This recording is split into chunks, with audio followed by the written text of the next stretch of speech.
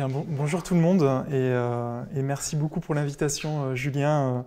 Invitation pour parler en fait d'un numéro de revue qu'on avait coordonné avec 3 collègues. Je vais pas mal revenir sur ce numéro et je voulais commencer cette présentation par faire un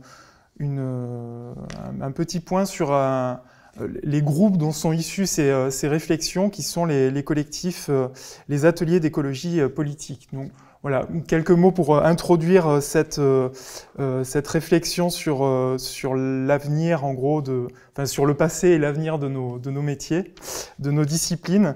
Quelques mots sur ces ateliers d'écologie politique. Donc, il y en a 8 à ce jour. Alors, difficile de dénombrer pour ceux dont j'ai les chiffres. À Toulouse, il y a 200 membres aujourd'hui, donc il y a eu un gros impact, enfin un gros écho de cet atelier d'écologie politique toulousain, le premier qu'on avait lancé en 2018 avec 2 collègues. Je reviendrai sur ces 2 collègues. Et puis à l'Écopolien, on est une bonne 60aine aujourd'hui. Et donc voilà, des groupes assez dynamiques qui sinon se sont montés un petit peu partout. Et qui se rejoignent globalement sur un certain nombre de préoccupations. Tout particulièrement, en fait, ce qui nous a originellement regroupés, c'était une interrogation sur le sens et l'utilité de nos disciplines à un moment où les alertes scientifiques étaient de plus en plus évidentes sur l'état de la planète et on avait la sensation qu'il y avait un hiatus entre ces savoirs de plus en plus solides, de plus en plus renforcés et l'action politique. Voilà, aussi des interrogations sur les réformes successives de l'enseignement supérieur qui poussaient plutôt dans le sens d'une course à l'innovation sur le modèle de la Silicon Valley qui nous posait un certain nombre de problèmes. L'idée de favoriser des innovations de rupture et un transfert de connaissances, mais sans but réellement précis autre que une croissance qui, par ailleurs, était documentée comme problématique. Donc voilà, des doutes sur le sens de nos métiers et sur voilà, l'utilité qu'on pouvait avoir dans nos métiers. Donc il m'a manqué un tout petit peu de temps pour vous présenter un graphique des membres actuels, enfin voilà, une cartographie des membres des ateliers politiques de Toulouse et d'Île-de-France. En gros, pour Toulouse, les polarités, les disciplines qui se retrouvent très représentées, alors j'en ai dénombré plus d'une 40aine sur 200 membres, donc ça fait quand même pas mal de choses. Grandes écoles, universités, centres de recherche, enfin voilà, il y a une représentation d'un petit peu tout le monde. Et sinon, les polarités, il y aura un pôle sciences sociales avec histoire, géographie, économie et sociologie.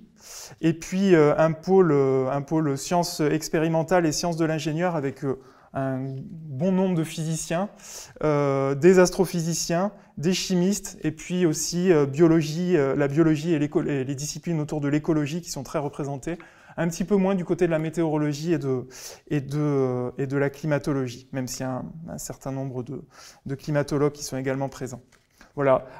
Pour l'Écopolien, il y a une sous-représentation pour le moment des disciplines venant des sciences sociales. Mais donc ça montre que ça a fait écho, en tout cas, pour un certain nombre de personnes travaillant du côté des sciences de l'ingénieur et des sciences dures, disons, sur voilà, le sens de leur métier, le sens du cadrage actuellement des métiers scientifiques. Alors, les questionnements, voilà, j'en ai un petit peu parlé déjà. Et les objectifs donc de ces ateliers d'écologie politique, objectifs qui se construisent finalement en chemin.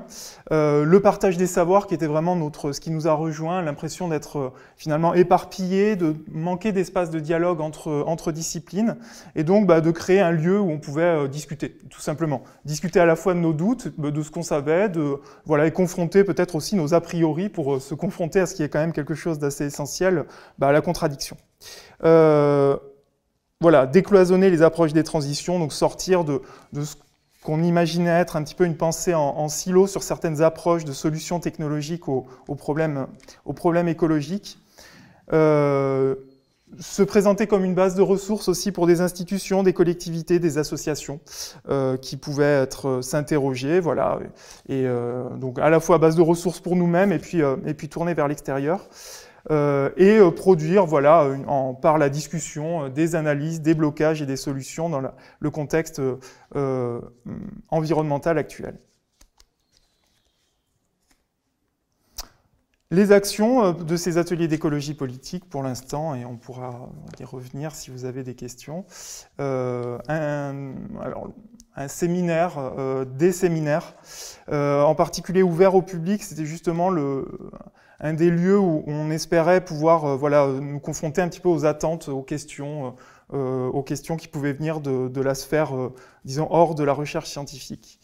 Et puis des séminaires aussi plus internes, des séminaires de discussion pour nous, pour échanger, voilà, faire des choses, un petit peu finalement ce que fait, même totalement ce que fait le Centre d'Alembert avec ce séminaire, qui est un espace de partage vraiment pluridisciplinaire. Des ateliers réflexifs, des textes collectifs, donc là, la Técopole de Toulouse est très productive de ce côté-là, avec un certain nombre de tribunes, mais aussi des rapports. Il y a eu voilà, des participations à des rapports qui peuvent être faits, des rapports scientifiques, et puis quelques articles scientifiques aussi. Des événements, donc pas mal de choses, et donc aussi des formations, une sollicitation assez rapide, par exemple, du côté de Toulouse, pour former les commissaires enquêteurs, par exemple, donc sollicitation par la DREAL. Voilà.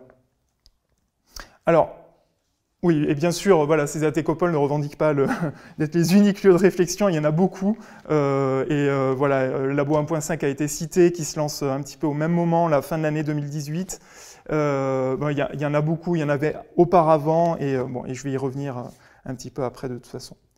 Donc c'est un de ces lieux, voilà, qui se crée, justement, où on a du mal à suivre, comme le disait François précédemment, on a du mal à suivre tout ce qui émerge aujourd'hui. Et j'y reviendrai aussi par la suite, mais disons, je pense que ce qui nous a regroupés dans ces ateliers d'écologie politique, c'était aussi une volonté de ne pas attendre, mais c'est ce qui se passe aussi, voilà, dans d'autres collectifs, hein, de ne pas attendre pour transformer nos métiers, de ne pas attendre je ne sais quel effondrement ou je ne sais quelle décision politique, mais d'explorer les possibles, ce qu'on peut faire d'ores et déjà, et ce qu'on peut produire comme connaissances nouvelles d'ores et déjà dans la situation actuelle. Alors, donc c'était en 2021 qu'on a lancé l'appel pour un numéro publié en 2022, un appel à articles donc voilà, issu des réflexions de ces ateliers d'écologie politique qui visait à faire une sorte d'état des lieux d'où nous en sommes, essayer de comprendre l'histoire des démarcations disciplinaires, des relations qu'avaient les différents domaines, les différentes disciplines avec la transformation du monde, donc un petit bilan en fait, un inventaire de nos relations, des relations des différentes disciplines à l'Anthropocène. Mais aussi un appel porté vers l'avant, c'est-à-dire porté vers ce qu'on veut porter comme héritage et comme renouvellement de nos disciplines face aux enjeux écologiques. Donc là, on a mis de côté ce qui était l'impact carbone pour vraiment plutôt aller vers, oui, cette idée de transformation des métiers, effectivement, comme tu le disais, Julien, tout à l'heure. Et voilà, quel avenir pour la recherche? Qu'est-ce qu'on a envie de faire finalement? Et qu'est-ce qu'on a envie de faire plus tard? À quoi on a envie de servir? Donc, on partait en partie d'une interrogation de Günther Anders dans les années 1930 qui se demandait si voilà, ça ne serait pas déserté vers le domaine de l'irresponsabilité que de continuer en universitaire à peaufiner nos contributions à l'étude de tel ou tel sujet, compte tenu de tel ou tel aspect particulier. S'il n'y avait pas, compte tenu de l'urgence climatique, eh bien, à se préoccuper de la transformation, enfin d'essayer de transformer nos métiers et de participer à la transformation sociale et politique. C'était aussi l'interrogation du côté des historiens de Marc Bloch qui, en analysant la défaite de la France, la défaite éclair de la France en 1940, se demandait si voilà, les historiens qui s'étaient repliés derrière une forme de neutralité dans les années 1930 n'auraient pas dû beaucoup plus intervenir dans le débat public. Voilà. Et là, un autre l'avait fait, hein, Paul Langevin, lui, n'avait pas hésité à aller dans les manifestations antifascistes des années 1930. Évidemment, c'est un tout autre contexte, on n'est pas du tout devant la montée d'une menace telle que le nazisme, on est vraiment dans quelque chose d'autre, mais ce sont simplement quelques questions qui nous ont, voilà, qui ont un petit écho, qui ont une petite résonance avec ce sentiment d'urgence qu'on peut avoir aujourd'hui, compte tenu des drames qui semblent se dessiner à plus ou moins court terme. Alors, le quatuor de direction, donc Jean-Michel Huppé et Laure Tellière, c'était avec eux qu'on avait fondé l'atelier d'écologie politique de Toulouse en 2018, lorsque j'étais encore là-bas. Donc Jean-Michel Huppé, c'est un chercheur en sciences cognitives, qui avait vu de l'intérieur de sa discipline, en fait, il commençait à douter d'un certain nombre d'effets de pouvoir de la discipline des sciences cognitives et qui avait en particulier, enfin, qui a eu dans sa production scientifique une critique d'un certain nombre de biais statistiques en particulier sur lesquels s'appuyaient des savoirs venant des sciences cognitives. Et Jean-Michel Huppé a fait une reconversion thématique depuis 2018 et est désormais chercheur en écologie politique. Laure Tellière, elle, historienne, spécialiste des migrations, mais qui, en fait, était extrêmement préoccupée par les situations écologiques et qui avait de gros doutes sur... évidemment, la question des migrations est importante, mais voilà, elle se sentait un petit peu... elle sentait un hiatus entre ses préoccupations de citoyenne et puis son activité quotidienne qui lui prenait tout son temps, celui de chercheuse qui l'empêchait vraiment de travailler à des sujets qui lui semblaient plus urgents encore. Et donc, historienne comme moi, alors moi qui travaille sur le tourisme et la protection de la nature, et donc plutôt là, moi qui avais un sujet connecté à l'histoire environnementale sur lequel je reviendrai. Et donc, pour sortir un peu de l'immédiateté et pas produire peut-être une réflexion qui serait trop de deux historiens de l'époque très contemporaine et puis donc de quelqu'un qui va aussi, Jean-Michel Huppé, qui va plutôt aussi vers l'histoire contemporaine, on a intégré donc Adeline Grand-Clément, qui est une historienne de la Grèce archaïque et classique, et qui est elle-même en train de faire une reconversion thématique vers les questions de rapport des Grecs à la nature et des relations entre ces sociétés de la Grèce ancienne et la transformation de la nature. L'appel était ouvert au-delà de l'histoire. Alors, il y avait un biais évident pour les réponses qu'on a eues, c'est que c'était une revue d'histoire, donc voilà, moindre visibilité en dehors de notre discipline, et peut-être moindre intérêt aussi de répondre à l'appel. Mais finalement, on est assez, pour ce qu'on considère comme une première bouteille à la mer, on a été assez satisfait des réponses. Il y a finalement que 6 articles, on a reçu plus de propositions, mais il y a un certain nombre de personnes qui, pour des raisons diverses, n'ont pas pu rendre l'article. Bon, c'est ce qui se passe régulièrement pour des appels à articles. En résumé, très rapidement, avant d'en venir à nous, on s'est prêté au jeu pour l'histoire, puisqu'on s'est rendu compte qu'il y avait eu un manque de... on n'avait pas eu de réponse d'historien vraiment. En fait, d'une historienne, Marguerite Ronin, qui proposait une réflexion sur la manière dont l'histoire environnementale pouvait renouveler la compréhension du monde romain, et en particulier en connexion avec l'apport d'autres sciences que l'histoire, pour essayer de comprendre par exemple l'occupation des sols ou les pollutions. Il y a tout un tas de travaux actuels qui montrent des pollutions localisées, mais déjà de grande importance dans le monde romain. Voilà. Donc réflexion de Marguerite Ronin, mais autrement, au-delà, pour l'histoire contemporaine, on n'avait pas eu de proposition, donc on a décidé de se prêter au jeu. Alors, sinon, réflexion donc venue d'Éric Massé, un sociologue, qui s'interrogeait sur le renouvellement qu'impliquaient les questions environnementales pour la sociologie, qui se demandait comment cette sociologie allait pouvoir passer d'une analyse des rapports sociaux et des rapports de pouvoir non plus seulement sous le seul angle humain, mais en intégrant les questions, voilà, enfin les rapports à la nature et l'impact de ces rapports sociaux sur le reste de l'environnement. Comment transformer la sociologie par l'intégration des questions environnementales. Joël Lemarec et Antoine Lalande, eux qui viennent du domaine des sciences et techniques, de l'étude des sciences et techniques, ils ont proposé un bilan d'une enquête, de 2 enquêtes dans leur discipline, qui essayent d'évaluer comment les savoirs scientifiques sont reçus, échangés, assimilés, réutilisés en dehors des lieux de production scientifique, ce qui est une question qui nous intéresse beaucoup aussi. Bruno Fallip, lui, du côté de l'archéologie et des sciences du patrimoine, interrogeait la persistance de pratiques assez destructrices dans les sciences de la conservation des monuments historiques. Et donc lui-même réfléchissait à la manière dont cette conservation des monuments peut évoluer dans le contexte actuel. Alors Éric Tanier, Vincent Daubin et Sophie Quinton proposent un article qui vraiment très intéressant, ils rendent compte d'une expérience à la fois de réflexion et d'une expérience, donc leur atelier Sens, qui donne une grille de lecture sur des ateliers qui sont assez reproductibles dans un certain nombre de laboratoires. Donc je vous invite vraiment à aller voir précisément l'article de Tanier, Daubin et Quinton. Donc ce sont des chercheurs en informatique et en biologie, qui ont organisé au sein de l'INRIA un atelier de réflexion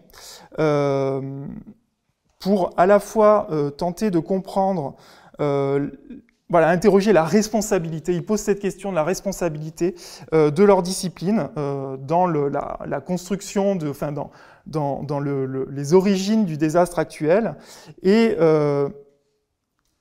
essayent de voir qu'est-ce qu'ils peuvent faire, depuis leur métier, en fait, comment sortir de cette responsabilité, échapper à cette responsabilité en partant de l'idée qu'ils ne veulent pas, puisque je pense que le titre de ce séminaire fait écho à l'interrogation de Grothendieck en 72, allons-nous continuer la recherche scientifique? Donc eux disent que oui, eux ils pensent qu'il est nécessaire de continuer cette recherche scientifique, mais qu'il y a sans doute un travail collectif de redéfinition à faire et qu'il ne faut pas attendre. Voilà, du côté de Maëlys Asté et Mathilda Holloway, là c'est une réflexion sur l'intérêt des disciplines, l'intérêt de l'art dans la sensibilisation. Et Marguerite Renin, j'en ai donc parlé. Voilà, une petite citation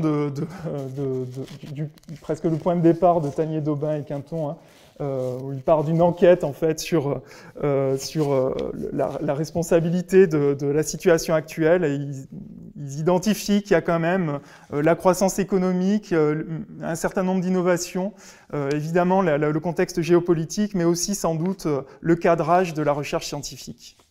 Voilà, et ce qui couvrait ce numéro thématique, c'était l'idée de sciences impliquées.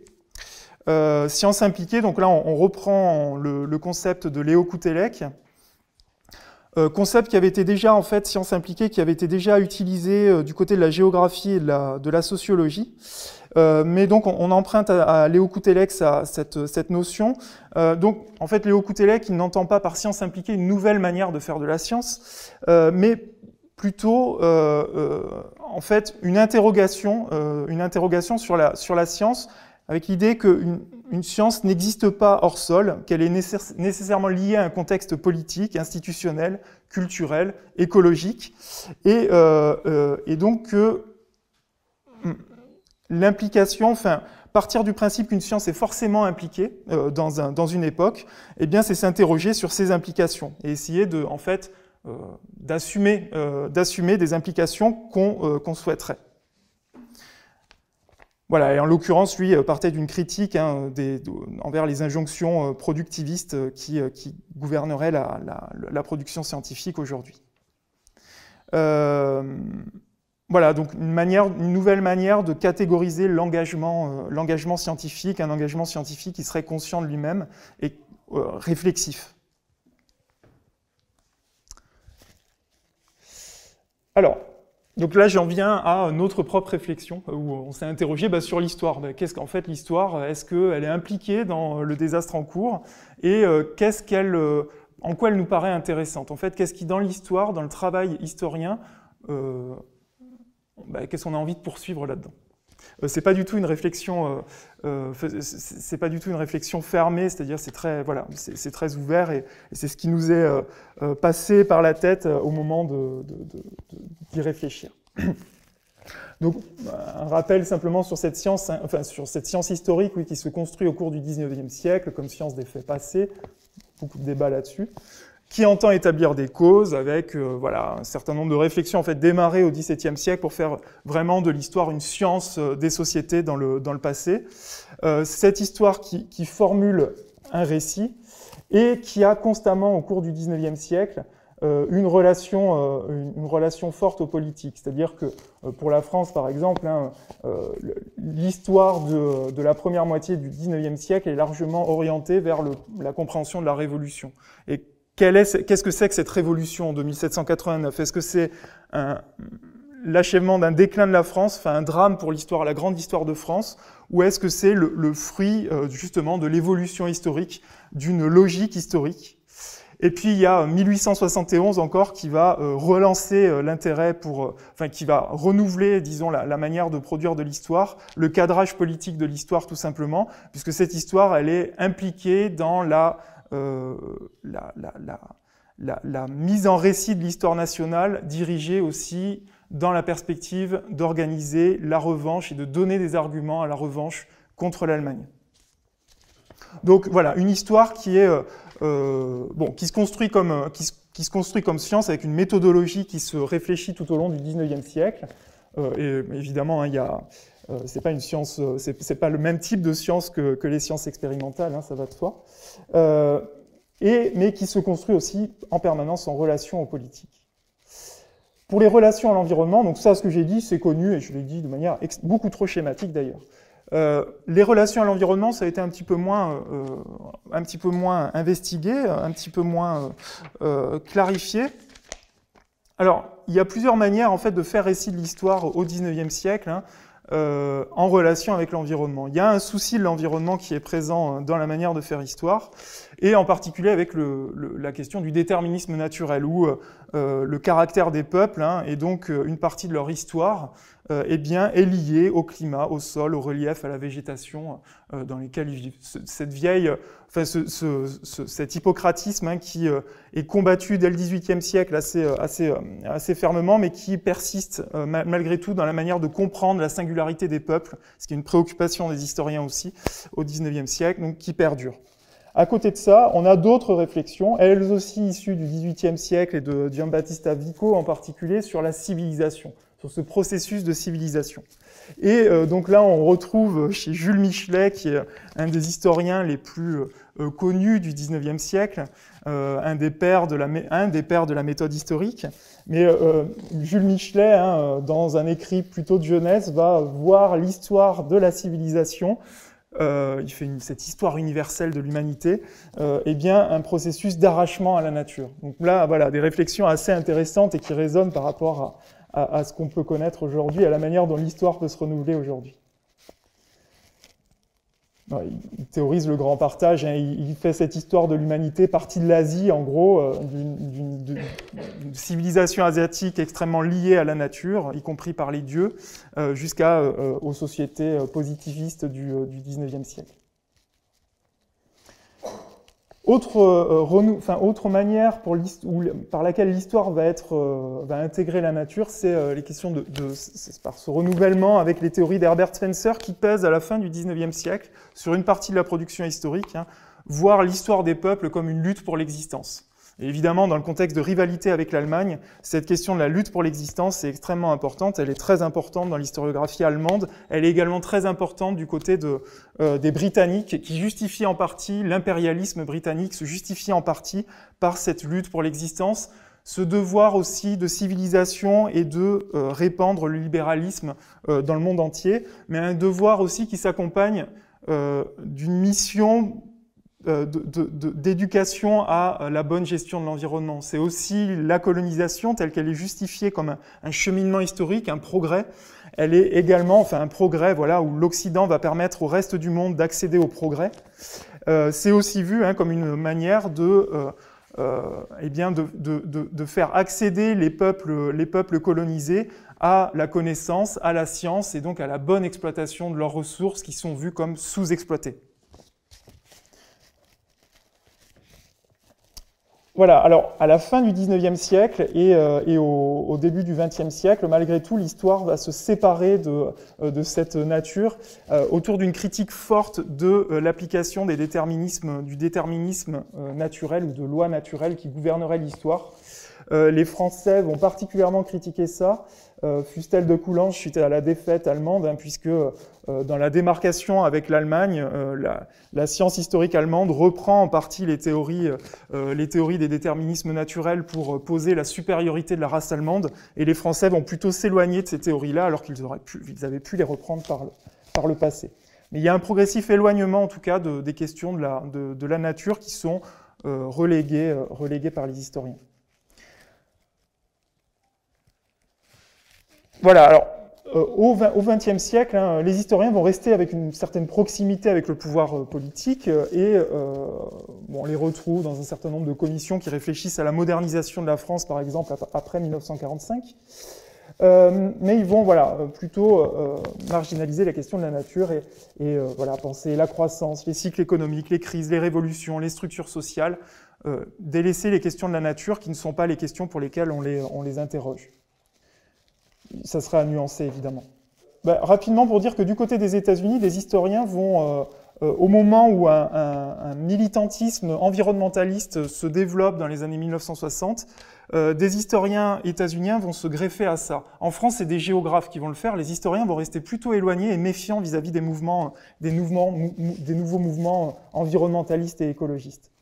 Donc cette histoire environnementale commence à se structurer aux États-Unis sur une critique justement de la modernité et des impasses de la modernité, des impasses écologiques en tout cas de la modernité. Cette histoire qui se structure à partir de là aux États-Unis et qui va arriver en France plutôt dans les années 2000 va prendre trois dimensions. Une histoire des impacts, des activités humaines sur la nature, une histoire des interactions entre changement environnemental et changement social, donc des coévolutions, donc il y aurait plein d'exemples, par exemple sur les études fondatrices sur le Dust Bowl des années 1930, ces tempêtes de poussière liées à des transformations radicales de l'usage des sols aux États-Unis, et puis aussi une histoire des sciences et une histoire des relations entre connaissances scientifiques, changement environnemental et changement social. Il y a des interrogations en particulier très vives à partir des années 1980 qui viennent d'abord d'historiens indiens et qui vont être rapidement appropriées par des historiens britanniques, états-uniens et puis français sur les effets de pouvoir d'un certain nombre de concepts, de conceptions scientifiques. Qui ont marqué l'histoire. Donc le déboisement qui obsède le XIXe siècle, la manière dont cette obsession du déboisement au XIXe siècle a accompagné des processus de domination de populations pauvres, que ce soit en Occident ou dans les colonies. La notion de wilderness, comment aussi cette notion de wilderness, de nature sauvage primitive, a accompagné la dépossession et la disqualification de pratiques autochtones. Les notions de déséquilibre écologique, ou encore la notion de raréfaction, comment la notion de raréfaction au cours du XXe siècle, voire d'extinction, a pu accompagner des dispositifs d'exclusion des populations locales, tout particulièrement en Afrique, dans les parcs nationaux. Donc voilà, en France, arrivée plus tardive, donc c'est relativement connu, donc simplement la géographie s'occupait finalement de cette histoire de l'environnement et il y a eu des petites tensions avec, et puis sans doute aussi à l'intérieur de l'histoire une difficulté pour les historiens qui étaient en poste à accepter l'arrivée de ce nouveau champ thématique qui a été vraiment tenu en minorité pendant assez longtemps et disqualifié parce qu'il aurait été justement trop engagé, trop proche des militants. Voilà, et aujourd'hui, je m'étais croisement disciplinaire fécond parce que dans le renouvellement de cette science, de cette histoire, il y a aujourd'hui des liens de plus en plus forts qui sont aussi des liens que noue l'archéologie, L'archéologie même avait commencé bien plus tôt, dès les années 1970, à nouer des liens avec les autres sciences, avec l'écologie, avec la chimie, avec la géologie, avec l'hydrologie. Enfin bon, il y a des liens aussi, une interdisciplinarité qui commence à se construire pour proposer retracer l'évolution des sociétés passées. Et ce qu'on peut constater, c'est un manque de formation commune et généralement un manque de culture scientifique de nous autres historiens. Voilà, alors la définition de cette histoire environnementale, par contraste avec celle de Michelet, aujourd'hui, voilà ce que serait cette nouvelle histoire, cette invitation à écrire l'histoire de cette manière, voilà ce que résumait Christophe Bonneuil, repenser les entités et les processus dits naturels comme traversée sociale et repenser les sociétés comme traversée de nature. Sur l'avenir, comment on entrevoyait, en essayant d'imaginer l'avenir de cette histoire, ce qu'on pense porteur d'intérêt et de sens pour notre discipline. Donc, il y a d'autres réflexions, je mettais quelques autres références. Bon, évidemment, l'idée d'apporter des connaissances pour des connaissances, je pense qu'on a, en travaillant dans des disciplines, diverses disciplines scientifiques, on a tous cette idée-là d'apporter, de la connaissance, du bienfait de la connaissance pour la connaissance. Voilà, rendre l'histoire qui a cette capacité aussi à faire récit du passé. Et il y a un besoin, je pense, en tout cas, c'est un biais évidemment, mais je pense qu'il y a un besoin de faire récit de comment on en est arrivé là. Il y a une demande là-dessus, et les historiens peuvent le faire en apportant justement de la nuance, en confrontant les points de vue. Faire apparaître aussi le su et le non su, c'est-à-dire, c'est sans doute mal formulé, mais ce qui est de l'ordre d'un présent qui était imprévisible, ou justement, ou au contraire, ce qui a pu être prévu et écarté, ou prévu et combattu par le passé. Là, il y a beaucoup de travaux historiques là-dessus. Voilà, retracer les contextes d'énonciation et d'évolution de concepts, extinction, développement durable, transition, décroissance, tous ces termes qui agitent aujourd'hui, qui structurent un petit peu les débats politiques, ont une histoire et ont une évolution qu'il est intéressant aussi de pouvoir retracer. Et interroger un certain nombre de discours techno-optimistes. Alors, évidemment, j'ai été tombé sur cet extrait-là où il y a souvent des appels à l'histoire, d'un côté ou de l'autre, côté techno-optimiste, disons, pour aller vite, ou côté techno-critique.